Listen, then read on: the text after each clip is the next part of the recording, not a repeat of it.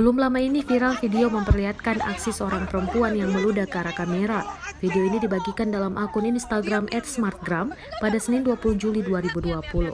Dalam keterangan unggahannya, ia menuliskan, "Ngebut dan tak terima di klakson, wanita pakai rok mini ludahi pemotor.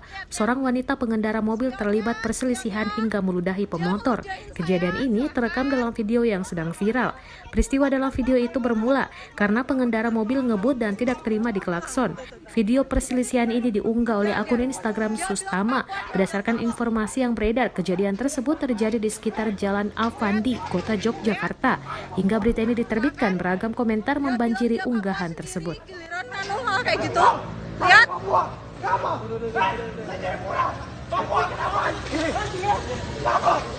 Silakan, kita punya buktinya. Lo pakai jilbab jam berapa ini berantem sama gua? Emang kalian astagfirullahaladzim. Mas, Pak, dia anjing. Pak, dia ngeludahin saya ya, Pak. Ada videonya. Mereka mukul, mereka rusak motor. Silakan ya Pak, silakan. Dia merusak motor. Selesain Pak, kita ada bukti videonya, bisa kita tuntut. Ada videonya, kita bisa tuntut. Silahkan, lihat plat mobilnya. Silahkan.